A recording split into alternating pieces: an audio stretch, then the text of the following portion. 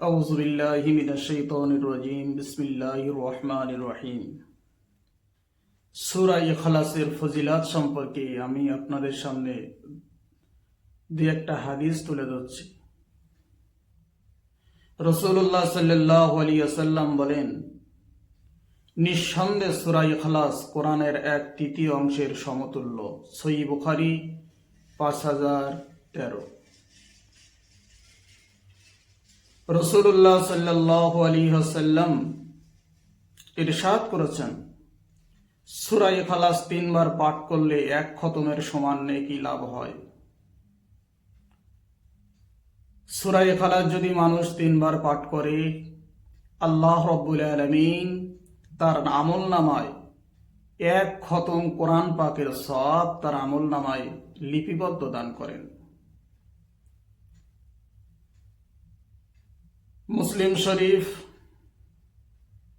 এবং বুখারী শরীফ। রাসূলুল্লাহ সাল্লাল্লাহু আলাইহি ওয়াসাল্লাম বলেন, যে সূরা ইখলাস ভালোবাসে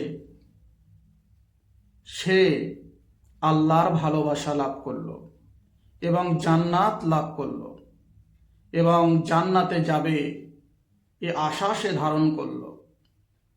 বুখারী শরীফ।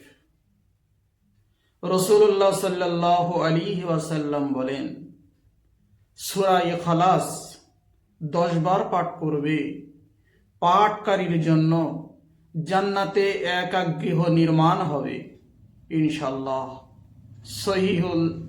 সহিহুল জামিয়া।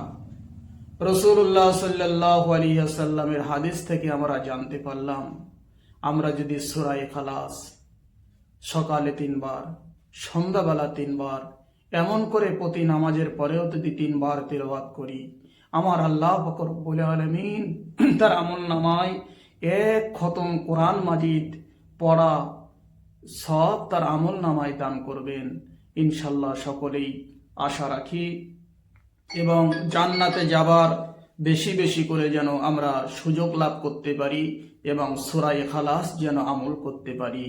আমিন। ওয়া আখিরু দাওয়াহুম আনিল হামদুলিল্লাহি রাব্বিল